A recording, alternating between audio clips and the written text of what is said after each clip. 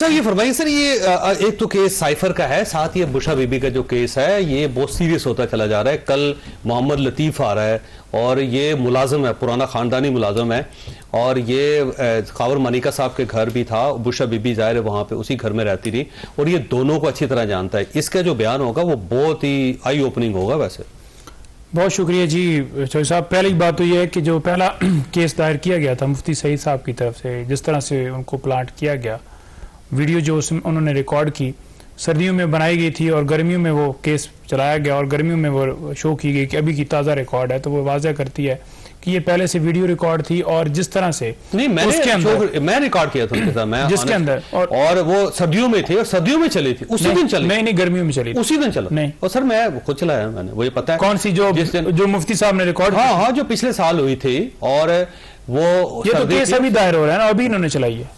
नहीं, वो तो अभी वहां पे चलाई है उन्होंने, उस दिन सेम डे उसी दिन चली थी ये वीडियो। मैंने नहीं देखी। अच्छा, आपने देखी? मैं वैसे अगर आप कहोगे तो मैं आपको भेज, मुझे भेजें, जिसमें तो सारा इतराफ किया कि कैसे गए, किस दूसरे नंबर पर उसके अंदर ऑन चॉइस साहब हो गए, उसके अंदर बाकी गवाह, और उसके अंदर आप ये भी देख लें कि यही केस वहां पर इन्होंने विड्रॉ किया और इमरान खान साहब को 248 के तहत इस केस से जज साहब के ऑर्डर से वो इक्वेट हो गया। अब दोबारा वही वकील, वही सारे लोग, और फिर एक मुकदमा जो है वो इन्होंने, मैंने आज खान साहब से बात की, खावर मानिका साहब ने किया। मैं उनके साबिक खामद है खावर मानिका साहब का थोड़ा सा देखें ना, अगर खावर मानिका साहब के बारे में देखें तो उनके ऊपर कोई 2-3 महीनों से उनके ऊपर मुकदमात जो है वो चलाए गए हैं और ये इस तरह की एक्सपेक्टेशन थी कि वो कोई ना कोई इसके अंदर बयान देंगे, लेकिन इन्होंने देखा कि शायद वो केस कमजोर है, तो लिहाजा आप इस तरीके से कोशिश की जाए। ये मीडिया ट्रायल है, लेकिन देखिए अब इसका कोई फर्क नहीं पड़ता। बीबी की जो साहब हैं ना, वो भी स्टेटमेंट करवा रहे हैं। वो जो है ना, उस हवाले से भी हमें इतला मिली है कि ये इस तरह से कोई लाना चाहते हैं, और खान साहब ने बताया कि वो जबरदस्ती उनसे बयान देने के लिए। वैसे आप ये क्यों समझ रहे हैं जो बंदा बयान दे रहा है वो मैनिपुलेटेड है और उसको जबरदस्ती लाया गया है और वो जबरदस्ती कर रहा है? आजम खान हो, असद मजीद हो, अब खावर मानिका साहब हो, फिर ये उनके साहबजादे हो, आप ये समझते हैं कि जो शख्स भी आ रहा है वो कंप्रोमाइज है? बस देखें, पहली बात तो ये है ना कि अगर कोई बंदा गवाह होता है ना तो वो आपके सामने है। अगर गिरफ्तार होता है तो कोर्ट के अंदर 24 घंटों के अंदर पेश करना होता है, लेकिन अगर आपको मीडिया के अंदर, शो के अंदर आपको मिले, टॉक शो के अंदर, या प्रेस कॉन्फ्रेंस करता हुआ मिले, या वो अचानक से आकर बरामद किया जाए और कहे कि मैं मजम्मत करता हूँ, आपने वाज़ेह देखे कि उनकी फैमिलियां आपने पार्टी में रखे हुए थे। कमजोर की बात नहीं है, 10-10 साल अगर आप सर वो नून लीग के लोग, उनको आपने चक्कियों में रखा है। मेरी गुजारिश, मौत की चक्कियों में नहीं टूटे, नहीं बयान दिया किसी ने। अगर किसी को लीगली तौर पर गिरफ्तार करके उसे मुतलका कोर्ट में पेश किया जाए, उसको जेल में रखा जाए, तो वो बर्दाश्त करेगा। और अगर किसी को अगवा करके उसे नंगा किया जाए, उसे मारा जाए, उसके ऊपर तशद्दुद किया जाए, तो फिर क्या वो आप कहेंगे कि वो टूट गया जी? तो ये आप कर क्यों रहे हैं जी? आप इतनी बड़ी पार्टी है, वो पार्टी 26 साल में कोई एक शख्स क्रिएट नहीं कर सकी। आपको जो शख्स 2021 में आया पार्टी में और जिसकी कोई रूट्स नहीं है, पाकिस्तान पीपल्स पार्टी से आपने उधार लिया हुआ है, चौधरी एतजाज हसन साहब के वो असिस्टेंट रहे हैं, तो मेरा ख्याल है अफसोसनाक सूरत हाल है कि पार्टी एक बंदा भी क्रिएट नहीं कर सके कि जिसे वो चेयरमैन बना सके। बहुत शुक्रिया चौधरी साहब।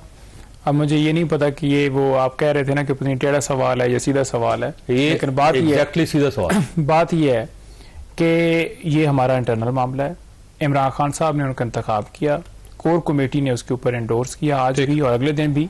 और दूसरी बात यह है कि गौर साहब एक कॉम्पिटेंट और सुप्रीम कोर्ट के लॉयर इनकॉम्पिटेंट है। देखें इस वक्त पोजीशन क्या है, अगर पॉलिटिकल यहाँ पर कोई एक शख्स बनाया जाता ना, उसके अंदर अहमद खान वकील है, देखें सबसे पुराने, मैं वही गुजारिश कर रहा हूँ ना, मैं वही गुजारिश कर रहा हूँ कि ये आए हैं सिर्फ और सिर्फ इमरान खान साहब के बाहर आने तक। और दूसरी बात ये कि पॉलिटिकल, मैं ये समझता हूँ कि इस वजह से शायद नहीं हुआ क्योंकि आपको पता है कि फंडामेंटल राइट्स की जो वायलेशन है पाकिस्तान के अंदर, यहाँ पर सुप्रीम कोर्ट के चीफ साहब भी कहते हैं कि मैं अपनी जिम्मेदारियां मैं जानता हूँ कि मेरी क्या जिम्मेदारी है, और वो हमारा लेटर जो है जिसके साथ हम अटैच करते हैं कि अगवा, प्रेस कॉन्फ्रेंस, छापे, गिरफ्तारियां, वैसे नीचे आप नाम भी लिख देते उस लेटर के तो ज्यादा अच्छा होता है। नहीं लिखा था, इंतजार पंचोता का लिफाफे के ऊपर लिखा हुआ नहीं, लिखा पिटीशन के अंदर लिखा था, लेटर गया था, दस्तावेजात। ये देखें लेटर की जरूरत ही नहीं है, जब पिटीशन करें ना। आपने मनसब की है, उसके ऊपर ऑब्जेक्शन लगाया गया, 184 की पिटीशन दायर है। अच्छा, मैं साकिब साहब के पास जाने में वापस है। साकिब साहब ये फरमाइए कि ये जो बुशरा बीबी के बारे में आज कहा गया कि खान साहब से पूछा गया तो उन्होंने कहा कि मैं हल्फ देने के लिए तैयार हूँ, मैं कुरान मजीद पे हाथ रख के हल्फ देने के लिए तैयार हूँ कि जब मेरा निकाह हुआ तो तुझसे पहले मैंने बुशरा बीबी को नहीं देखा। इसको ओन चौधरी साहब रिजेक्ट कर चुके हैं, उन्होंने कहा जी झूठ बोल रहे हैं खान साहब। आज जब ओन चौधरी का तो आइडिया नहीं, लेकिन ये कि आज जब बात हुई वहाँ पे तो एक तो खावर मानेका का जो इंटरव्यू था या केस था उससे काफ़ी जज्बाती अंदाज में उन्होंने उस पर कमेंट किया कि ये बिलो द बेल्ट जाके हमारे खिलाफ जो बात की जा रही है, और दूसरा कि वो कुरान पर हलफ देने के लिए भी तैयार है। अब ओन चौधरी साहब ने उसको रिजेक्ट किया। अब कौन सच बोल रहा है, कौन क्या कह रहा है, हमने तो वो रिपोर्ट किया, लेकिन दूसरी तरफ केस जो है बहरहाल चल रहा है। कल जो खावर मानेका के मुलाजिम है लतीफ मोहम्मद लतीफ, उनका स्टेटमेंट है। अब इससे कबल जब ये केस चल रहा था तो बाकी मुफ्ती साहब, ओन चौधरी, उनके स्टेटमेंट्स तो होते रहे हैं, लेकिन लतीफ एक नया किरदार आया है इस सारे मामले में। और ये वो लतीफ है जिसके बकौल खावर मानेका के कि उन्होंने इनको खान साहब को निकाला था घर से।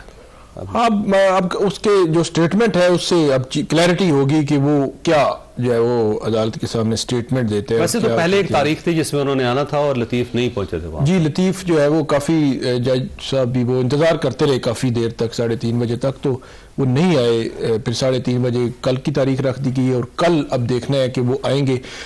इस केस में भी आगे चलकर अभी बहुत सारी चीज़ें डिटरमिन होनी है। मेंटेनेबिलिटी का सबसे बड़ा क्वेश्चन है, वो हो सकता है आगे जाए सुप्रीम कोर्ट या हाई कोर्ट तक तो कम से कम जाएगा, लेकिन ये केस अपने कंक्लूजन तक पहुंच सकेगा या नहीं पहुंच सकेगा, कोई बहुत बड़ा फैसला मुझे। वैसे एक केस खौफनाक है, आपका क्या ख्याल है? नहीं, मेरा नहीं ख्याल, अगर आप इसको अखलाकी बुनियादों पर और मोरालिटी की बुनियाद पर अगर आप करेंगे, मजहबी बुनियाद पर, तो वो तो एक एंगल, उसको आप डिस्कशन है, सारी चीजें हैं, लेकिन प्योरली लीगली बात की जाए तो मेरा ये ख्याल है कि लीगली बहुत कोई मजबूत केस नहीं लग रहा, नहीं लगता। अच्छा, ये बात भी हुई कि जनरल बाजवा साहब को बुलाना चाह रहे हैं अदालत में और डोनाल्ड लू को बुलाना चाह रहे हैं। जी, वो बात भी उन्होंने की और उन्होंने जज साहब से कहा, जज साहब से भी कहा, और पीछे क्योंकि मीडिया बैठा हुआ तो उनको भी जो उन्होंने देख कर ये बात की कि उनको वो बुलाना चाहते हैं। लेकिन मेरा जो इस हवाले से व्यू है कि वो किस उसमें बुलाएंगे, क्योंकि उनका जो केस है, जो मेरी सेंस है कि उनका केस ये है कि उन पे मतलब फॉर एग्जांपल इल्जाम है कि आपने साइफर को रिटेन किया, मिस यूज किया, पब्लिक में बात की, सारा गुम किया आपने, गुम किया में आपने, उसमें तो बात ही नहीं हो रही है लू ने क्या कहा है। जी, वही मैं बात करेंगे। तो उनका डिफेंस, उसमें मेरी सेंस के मुताबिक डिफेंस ये है कि हमने नहीं लिया, ना गुम किया, ना उसको मिस यूज किया। तो जब ये सारी बातें ही नहीं है, डिफेंस अगर ये है, तो फिर जनरल बाजवा को आया, उसमें क्या था, मेरे ख्याल है चीजें शायद वो एक शख्स गोली मारता है किसी को और वो जख्मी हो जाता है या मर जाता है, तो मुलजम ये कहता है जी कि जिससे बंदूक मराई पहले उसको बुलाते हैं, कि जहाँ पे बंदूक ईजाद हुई, जिसने ईजाद की उसको बुला के पूछें कि उसने ऐसी बंदूक क्यों बनाई थी।